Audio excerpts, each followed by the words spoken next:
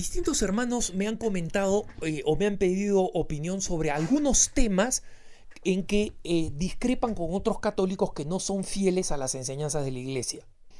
Uno me consulta, mira, hay una persona que me ha puesto en su lista de correo electrónico que promueve la ordenación sacerdotal de mujeres.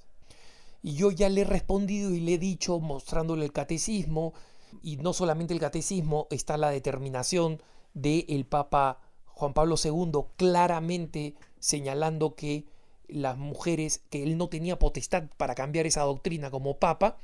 Y cuando algunos teólogos norteamericanos favorables a la ordenación femenina dijeron, esa es una doctrina que no obliga a los católicos, es solo opinión del Papa, la Congregación para la Doctrina de la Fe tuvo que publicar una clarificación diciendo que esa sí era una doctrina que obligaba a los católicos. O sea, no es un tema en el que los católicos podemos tener una opinión, por ejemplo, sobre el tema de la pena de muerte. Los católicos podemos discrepar. Yo creo que el sentir cum ecclesia, el sentir con la iglesia, debería inclinarnos en contra de la pena de muerte, porque es la sensibilidad que transmite tanto la Evangelium Vitae como el catecismo de la Iglesia Católica. Pero es un tema donde los católicos pueden discrepar. Entonces, me traía en realidad esta consulta. Había otra que hablaba sobre por qué la iglesia debía cambiar en los temas referidos a las uniones homosexuales y cómo debería aceptar las uniones homosexuales. Y al final, digamos, en general, lo que conocemos con el nombre del disenso católico, es decir, los que se reclaman ser católicos pero que se oponen a la doctrina auténtica de la iglesia en temas fundamentales y que apilan todos los argumentos, nosotros tenemos que comprender que esa es una postura ideológica. En consecuencia, en una postura ideológica no vale la pena argumentar, de verdad no vale la pena. Entonces yo sé que muchos de buena fe, esta persona por ejemplo que me consultaba sobre la discusión que tuvo citándole el catecismo, etcétera, esta persona me dice, no, yo simplemente no estoy de acuerdo y creo que se debería aprobar el sacerdocio femenino. Se le pasó por la cabeza. Entonces no es una discusión doctrinal. Los católicos, cuando estamos de acuerdo con la enseñanza de la iglesia, aceptamos la doctrina. ¿Y eso qué cosa significa?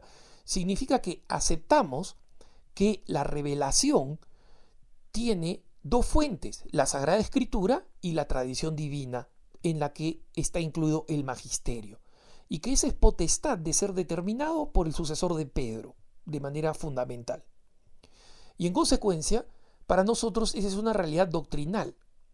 Cuando una persona discrepa con la doctrina por razones ideológicas, entonces esas razones ideológicas jamás van a verse satisfechas por una argumentación doctrinal. Entonces algunos dirán, pero Alejandro, ¿cuál es la diferencia entre doctrina e ideología? Muy fácil. La ideología es básicamente un conjunto de ideas pensada por una persona o más de una persona, a veces un colectivo de personas, que creen que pueden diseñar la felicidad de los individuos a través de un programa y un sistema de vida. Así, por ejemplo, el socialismo o el marxismo son ideologías de alguien que creyó que podía diseñar la vida de toda la humanidad y la hizo en un escritorio de manera totalmente arbitraria. Y por eso las ideologías son tan distintas, pero cada uno que los defiende está ferozmente convencido de que esa es la manera como se va a realizar la felicidad de la humanidad. Entonces, los católicos que disienten, ellos creen que en realidad están ayudando a la iglesia a caminar para adelante, a modernizarse, a adaptarse a los tiempos, que están siendo fieles al Espíritu Santo, pero en realidad todas esas son excusas. Cuando alguien les explica, oye, mira, nosotros somos católicos porque creemos que el Espíritu Santo no actúa de manera igual en todos los fieles que como actúa en el Papa. Todos podemos recibir los dones, gracias y carismas del Espíritu Santo, pero el Papa, el sucesor de Pedro, tiene una autoridad especial, única, que es justamente la asistencia del Espíritu Santo para que actúe como alter Christus, como otro Cristo, como el vicario de Cristo. Vicario significa representante en todo lo que le concierne. Eso es lo que significa vicario. Es un representante en todo lo que le concierne. En consecuencia, cuando nosotros creemos eso y una persona está convencida que en la iglesia se deberían ordenar las mujeres, los sacerdotes se deberían casar, que los anticonceptivos deberían ser aprobados, todas esas cosas son en realidad propuestas que estas personas creen que son movidas por el Espíritu Santo. Y cuando se les dice, oye, mira, pero resulta el que recibe el Espíritu Santo de manera especial para gobernar y regir es el Papa. Entonces ellos van a decir, no, pero toda la iglesia la constituimos los fieles, el sensum fidelium, ¿no? El sentir de los fieles es lo que realmente avanza la doctrina. Van a tener propias interpretaciones que en el fondo, ¿qué cosa están diciendo? No creemos en la doctrina católica, pero no queremos irnos, no queremos ser protestantes, somos protestantes. Yo recuerdo la mamá protestante de un amigo mío que cuando se desató muchísimos años atrás, comienzo de la década de los 80, o sea, yo era un adolescente, un muchacho, recuerdo que se produjo el caso de Hans Küng. Yo no entendía lo que pasaba, pero tiempo después, cuando ya me comprometí con la iglesia y comprendí los problemas con Hans Küng, y entendí por qué a este teólogo suizo la Congregación para la Doctrina de la Fe lo censuró y le quitó la potestad de enseñar como teólogo católico, y a partir de ahí y hasta entonces enseña en una escuela protestante, porque la mamá de este amigo decía, mira, yo estoy totalmente de acuerdo con todo lo que dice Hans Küng, pero por eso soy protestante, pues. Entonces, sumamente interesante su comentario y sumamente revelador. Yo, porque coincido con Hans Küng, es que soy protestante. Es brillante explicación de la realidad. Entonces, eso me parece a mí es una realidad muy clara, una realidad muy evidente, y las personas que discrepan con la doctrina de la iglesia se reclaman católicos que están impulsando la iglesia católica hacia la modernidad, hacia el futuro, pero en realidad, miren, no son católicos, y ellos van a decir, ¿quién te crees tú para declarar quién es católico y quién es no? Yo no soy nadie, pero no lo digo yo, lo dice la doctrina de la iglesia. Yo solamente estoy reproduciendo, señalando lo que dice la doctrina de la iglesia. Entonces, no son católicos, no tienen el corazón puesto en la iglesia, tienen el corazón puesto en el mundo y en las reformas que ellos creen que hay que impulsar y en las cosas que creen que hay que impulsar. Se sienten movidos por el Espíritu, pero ciertamente no es el Espíritu Santo cuando se hace un discernimiento de espíritus. Y por otro lado, creen que están empujando a la iglesia hacia adelante cuando estos reclamos son un salto al pasado.